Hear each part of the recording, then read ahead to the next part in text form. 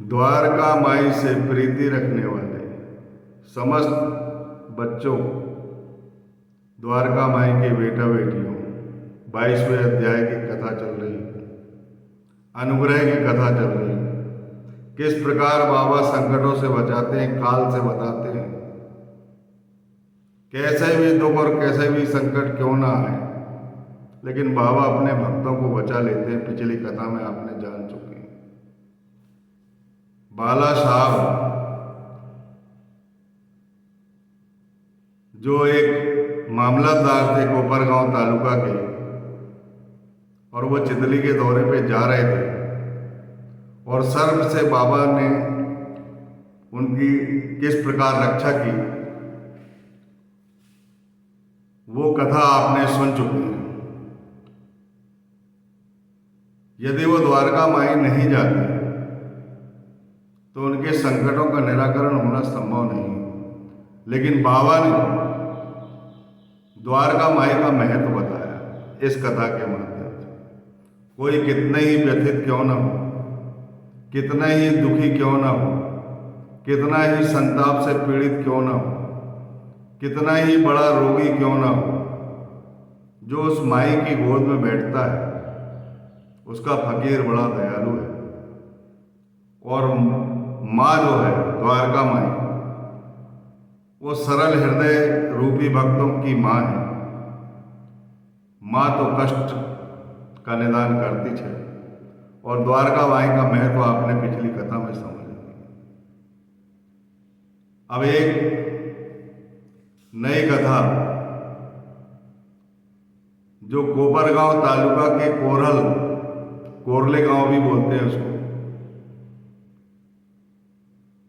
एक अमीर शक्कर नाम के दलाल थे, मुस्लिम थे, और बाबा को सन 1897 में उनका सानिध्य प्राप्त हुआ था, आशीर्वाद प्राप्त हुआ था, और एक पुण्य का काम उन्होंने किए थे। चंदन समारोह का समावेश उन्हीं के द्वारा किया गया। 3 साल तक चंदन समारोह उन्होंने किया, और उसके बाद उनकी पत्नी करते रहे। शायद वही आशीर्वाद उनको काम आया होगा। एक बार वो एक गठुआवाद होता है जिसमें जोड़ों में दर्द होते हैं, और ये कई प्रकार से होता है, कई प्रकार के रहते हैं गठुआवाद। यूरिक एसिड से भी होता है, ऑटो इम्यून बीमारी भी है। पहले इसका एलोपैथिक में इलाज नहीं है, लेकिन अब एलोपैथिक में रियूमेटोलॉजिस्ट इसका इलाज करने लगे। लेकिन पहले असाध्य रोग था, उनका चलना फिरना मुश्किल हो गया, उनका धंधा करना मुश्किल हो गया। उन्होंने अल्लाह को पुकारा, आर्तनाद ईश्वर तक पहुंची, और उन्हें साईनाथ महाराज की याद आ गई। जब भी ईश कृपा होती है तो भगवान किसी न किसी ऐसे साधु संत से मिला देते हैं, ऐसे आत्मज्ञानी संत से मिला देते हैं, ऐसे आत्मज्ञानी संत का सानिध्य उपलब्ध करवा देते हैं, जिससे संकटों का हरण हो जाता है। क्योंकि कलयुग में भगवान का जो प्रतिनिधि है वो आत्मज्ञानी संत ही है, उसके अलावा कुछ नहीं। और शिरडी में साईनाथ संत शिरोमणि, जिनके हृदय कमल में सर्वधर्म समभाव की पवित्र गंगा हमेशा बहती रहती है, जो सब बच्चों से प्यार करते हैं, कोई भेदभाव नहीं, किसी देवता से भेदभाव नहीं। समस्त देवताओं में उनका वास था, और समस्त देवताओं का वास उनके हृदय में था। ये पहले भी मैंने कई बार बता चुका हूं।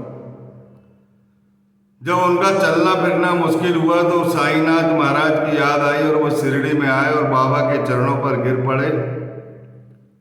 बाबा ने बोला कि तुम जिस रोग से पीड़ित हो, तुम चावड़ी में रहो।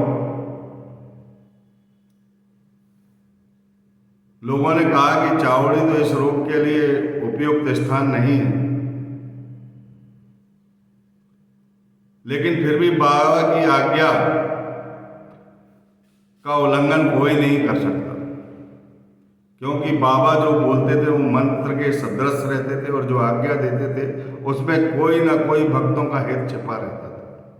वो बेचारा जगह अपनी बीमारी के अनुकूल ना होते हुए भी चावड़ी में रहने लगा, और चावड़ी में बाबा एक दिन की आड़ में विश्राम करते थे।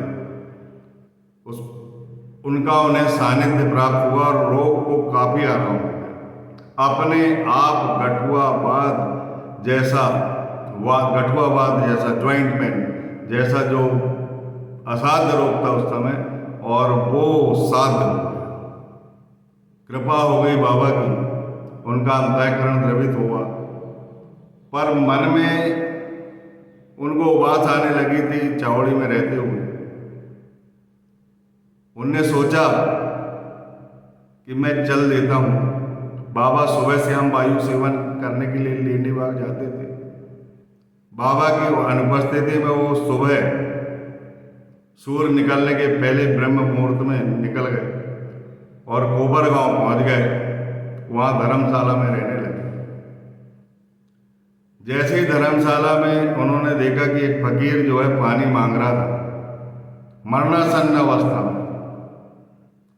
कोरल को, अमीर शक्कर को दया आई कि इसे पानी पिला देना उचित है, कोई पानी के लिए तड़प रहा है, हो सकता है पानी पीने के बाद इसको आराम मिल जाए। वो गए और निर्मल जल उसको पिलाया, और जैसे ही उनने पानी पिया उस आदमी ने प्राण त्याग दिया। ये घबरा गए, इनके हृदय की धड़कन तेज हो गई, पसीना पसीना शरीर हो गया, और अंत में उन्हें समझ में आया कि मैं बाबा को बिना बताए आया हूं, उस बात की ये सजा तो नहीं है गई, लेकिन जो होना रहता है वो होके ही रहता है।